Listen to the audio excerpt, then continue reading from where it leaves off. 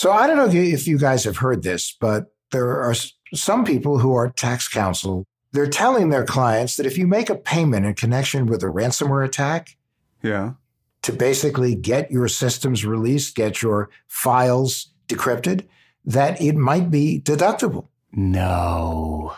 Yeah, apparently the IRS, so they say, is considering it. What do you guys think about that? I know. I think it's terrible. I can't even think. The only thing I can think of that is maybe on that level of dumb is like, I don't know, making like a chicken nugget smoothie. It's stupid. Travis? Yeah. Well, ransomware has become so widespread at this point that it's almost going legitimate. There are companies that work for that do cybersecurity and ransomware remediation that they will actually pay the ransom on your behalf. So they're sort of functioning as the bagman for you, and they do the negotiation with the bad actors. Yeah, but Travis, I'm not going. They're not making ransomware legitimate. They're legitimizing ransomware, maybe, and they're finding there's a business sector rising up around the prevalent, the ubiquity of these ransomware attacks. But Adam, I can't think of any. I mean, that's like feeding the raccoons around your house. It's just dumb. Well, the other thing, too, is that insurance companies, have reimbursed companies also when they've made ransomware payments, depending upon what policy people have, although there are a number of insurance companies that are starting to pull away from that. Well, cheers testimony to the fact that ransomware is everywhere. No, ransomware, as you said, it is ubiquitous. It is terrifying. It could be an extinction level event for certain organizations. And there are enormous amount of dollars spent by companies to recover from ransomware. But I also believe that the government should consider giving tax credits to organizations that do what they need to do to protect themselves against breaches and ransomware attacks. I mean, 100%. I think that's an awesome idea. I think that's where, part of government focus should be, because we're all in this together. Yeah, but I also think, Adam, your idea is so good because there's the one side you're saying, well, we should get a tax credit for having gotten hit. And the other side, you're saying we should get a tax credit for making ourselves harder to hit. There's a very big difference. And I think the concept of getting a tax credit for making yourself harder to hit is important because the ramifications of being hit can be devastating. 100%.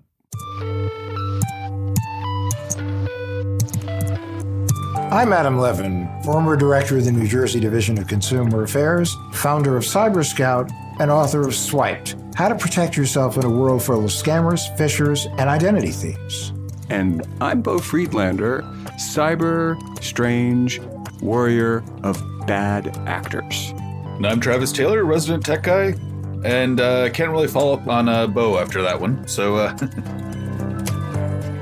today we have Dan Beeler on our show, and he's the CIO of Boyne Resorts. And he has a really intriguing story for us. And it's a situation that has really been the bane of the existence of so many businesses and government agencies and individuals throughout the world. And so rather than give anything away, let's get to know Dan a little bit better. First of all, Dan, where do you live? I actually just recently moved down to Panama City Beach, Florida. Our company is headquartered out of Boyne Falls, Michigan. So up until about 3 months ago, I lived up in Michigan. A little better weather. Yeah, I have warm and squishy feelings about Michigan. I went to University of Michigan Law School, and so I did spend a lot of time in Ann Arbor, spent a lot of time in Michigan. It's a beautiful, beautiful place. It is. So now tell us about your company. So Boyne Resorts is an experience company where we have a lot of ski resorts and championship golf resorts in our portfolio. We have resorts in Maine, New Hampshire, Michigan, Utah, Montana, Washington, and then British Columbia. And then we also have an attraction down in Gatlinburg called the Gatlinburg Skylift and the Sky Bridge. But the company's been around for a very long time. It's a really awesome place to work, and we just specialize in making great memories for our customers. Adam and I had a little debate before this this call, and if you make me right, I'm going to make $5. Do you offer zip lining anywhere in the summertime? Of course we do. Yeah, that's a big thing that we do. Yeah. I'm a rich man. We have lots of activities around everything from zip lining to Segway tours to trout fishing to just about anything you can imagine. Our resort's involved in it. Just, we love the outdoors. We like our people to be out in the outdoors. That's fun. The only time I was ever on a Segway, I did a Mr. Bean move and I ended up sort of eating it, but they're fun. I have a 9-year-old, so we're always looking for experiences. So we're going to have to definitely check you guys out. Yeah. They see the people at our resorts and they go through a little training session on the Segways. And then we have the sort of mountainized ones, so the big tires. And then you just see them zooming around the resorts. It's pretty fun to watch. So Dan, you do work with experiences, but I understand as the CIO of your company that you had a less pleasant experience, not so fun. But first, can you tell our listeners what a CIO does? Yeah, that's a great question. I would say that for our company, I liaise a lot with our business. I'm responsible for all of the technology in our organization. So you're the cybersecurity guy. I am. We're a fairly small company comparatively, so we don't have a specific CISO. So in my job, I'm responsible for that. I also work with the business in a lot of capacities. My job is to sort of take technology and help the business leverage technology so we can be more competitive. We can get some economy of scale. I'm also responsible for security, or at least the people on my team are. And you had a security event. We did. We had a very big security event. So October of 2020, we got hit with some malware. One of the guys from one of our resorts in Michigan called me. It was about 3:30. My family and I were out hiking the Grand Canyon and called me and said, hey, we were having something going on. He was notified by our night auditor that when she was logged in trying to do work, icons on her computer were starting to change. Whoa.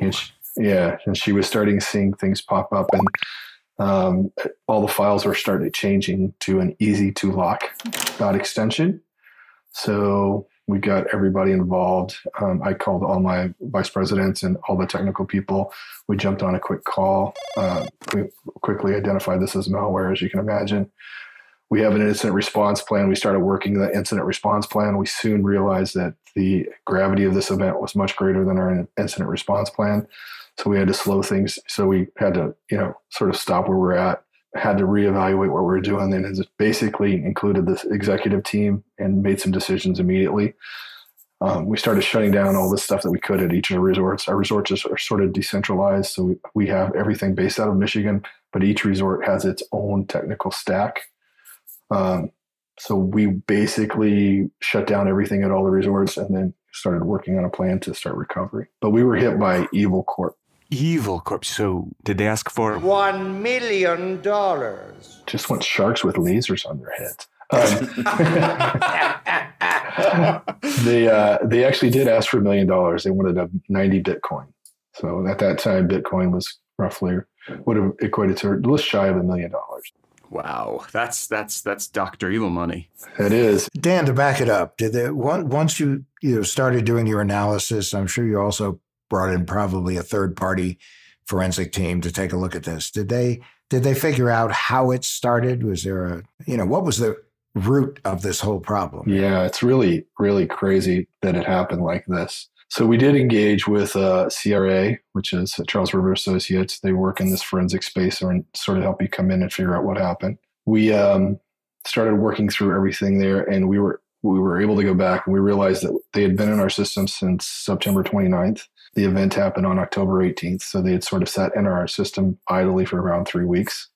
Not idly, I should say, without manifesting themselves. What happened is our resorts are decentralized. We had a user at a resort who had unnecessary privileges. She had local admin on her machine. And ultimately, it comes down to one of our administrators out there being lazy and not trying to figure out what she needed to actually do her job, but took the easy way out and gave her local admin. She was out doing research on COVID law. She was at covidlaw.com, I think. And she clicked a upgrade for Chrome. So she wanted to upgrade the version of Chrome. She clicked on that. Since she had local admin to the machine, it installed a hidden payload, included Mimikatz. And once that was installed, they had access to that machine and they started harvesting credentials. And then they just jumped around our organization. So we had taken some safeguards to we had air gapped our backups, but they use some pretty interesting techniques to get that data. I can go into detail if you want, but they were just willing to wait. So and they waited for roughly 3 weeks until they got access to our backup servers, because this would have not, if they would have encrypted everything, it would have done them no good. And what do you think they were waiting for? So I think what they were waiting for is another. So that user ended up having to have an admin assist her and some stuff. So when that admin logged back in, they had Mimikatz installed. They were able to grab the credentials from that, and then they were able to navigate over to our air-gapped backup solution. And they weren't able to do anything with the solution that we had in place. What they ended up doing was actually formatting the disk array. So they ran a format on the disk array so we could not get any of that data back, because there's ways to get that data back with your backup solutions. However, in this case, they formatted it. We actually sent the arrays out and we could not recover any of the data. They didn't do a basic format. They did sort of like an industrial grade format of this disk. Hey there, campers. Look, if you have a story about being a victim of a hack, we'd love to hear about it. Give us a call at 623-252-1828. That's 623-252-1828, or email stories@whatthehackpod.com. Does Travis have any questions? Yeah, just going back to Mimikatz. If I recall correctly, that's a type of malware that gathers credentials. Is that accurate? Yeah, I don't know if you would call it malware. It's a piece of software somebody wrote 20 years ago to sort of show vulnerabilities with Microsoft. And it's been used like in hacking toolkits for the last, whatever. I actually, of course, when it would happen to us, it's not something I usually go play with, but when it happened to us, I went out and did a little bit of research, and there's a whole market out there for it. And they have different versions depending on which versions of Windows you're running. And these guys were pretty astute, and they were able to get it installed. Once they had it installed, they started crawling our network, created a bunch of fake accounts, and they did the stuff that all these guys do. So. Yeah, so it's a pen testing tool, but it's one that if you want to use it for criminal ends, I guess, it'll be pretty effective. And it was complicated too, or exacerbated, I should say, because we didn't have some of the general tools that you might have in some of these other places. I came from a background working for some very large companies. When we had some of these, like we had an EDR and some tools on the outside, we didn't have those here. Again, one of those things I think is unique about how these guys operate is they take the lowest hanging fruit there is.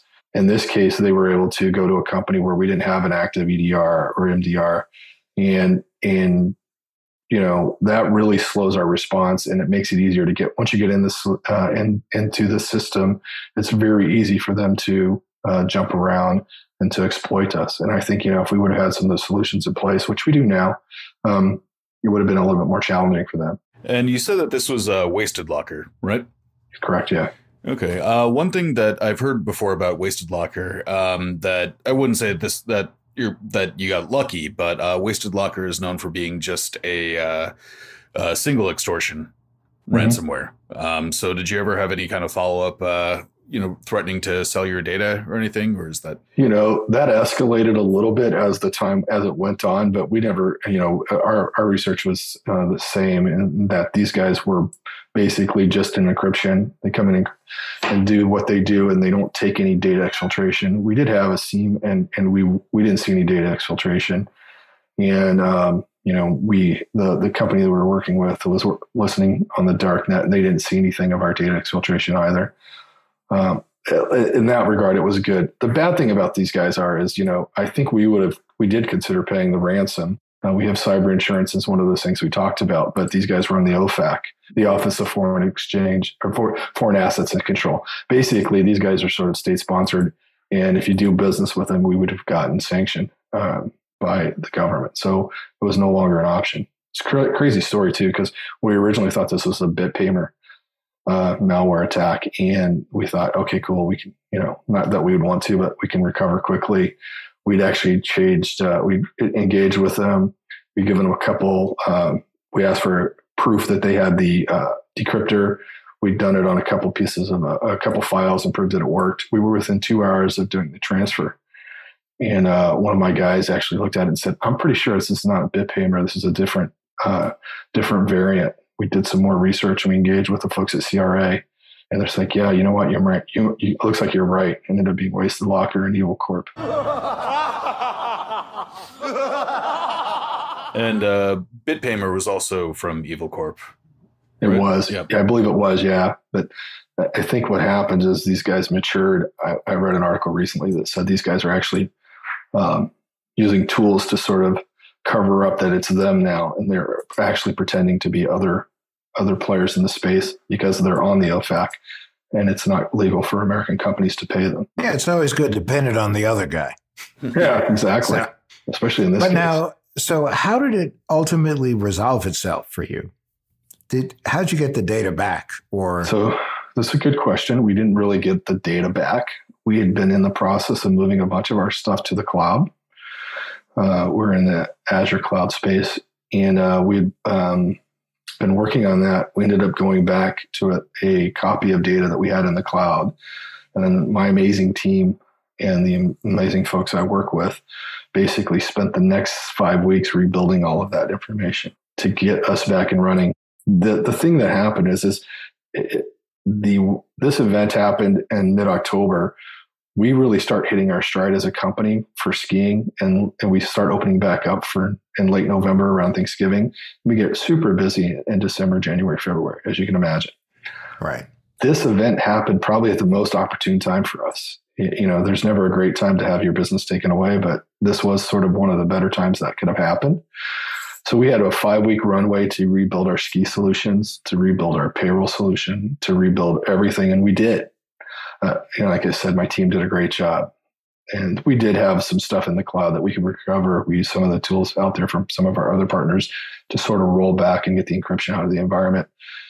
And we rebuilt everything from the ground up, all new AD environments.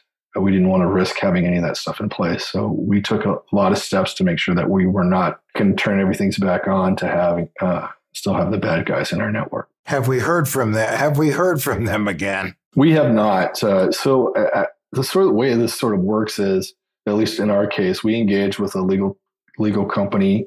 They helped us. They put us in touch with the folks of the forensics team. And the forensics team at CRA handled most of the work when it came to interacting with the bad guys. We didn't really do that. I mean, we have a conversation. They eventually lowered the request down to 38 Bitcoin. They started at 90. So roughly, 40% of what they were asking before. Right. Just because they wanted to get paid. Again, these guys are all about the volume. Travis was right. They're not really extorting you for credit cards. At least at that time, they weren't. They were just coming to do, we talked to the FBI. They said they do between 4 to 7 a week. And it's just about numbers for them. But they're nowadays, I think we're seeing more ransomware attacks where it's kind of like a hunter that uses every part of the animal. They're exfiltrating data, they're selling it, they're using it, they're keeping things, they're giving you back data after they've already used it.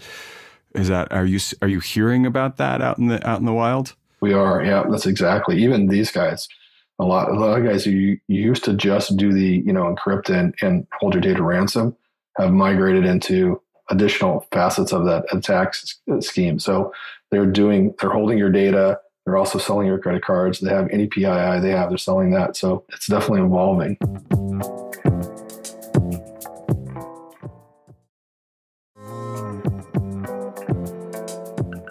No, we've even seen cases where they not only sell the data, but then they go to the people whose data it is when there's consumer data or employee data involved, and they say, "What's it worth to you now for us not to sell your data?" Even though they've already sold the data, they're going to the individuals. There was the case of some plastic surgery practices where first they hit the practice, then they went to the patients and said, how would you like your before and after pictures distributed on the web? Oh, man. So, yeah. So, I mean, there is, it's sort of like, have you no shame? They have no shame. It's, it's basically all about the money, and it's about how they can be as efficient as possible in extorting as much as quickly as possible. Yeah. Well, yeah. I mean, it's turning into the ransomware as a service has really blossomed into a full fully formed multi-silo business that they're operating. And so it's, I mean, do you agree with that from what you're seeing, Dan? Absolutely. Yeah. And that's what we heard too from the folks that we spoke with at the FBI and from CRA.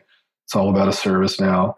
Anybody with a little bit of technical knowledge can go out and do this extortive stuff with this service, especially if your targets are small. If you're going after, cosmetic surgery places, or you're going after, the little mom and pop stores whose data is important. But, you can go in there and hit those places pretty easily because they don't have a lot of defenses. And they will pay.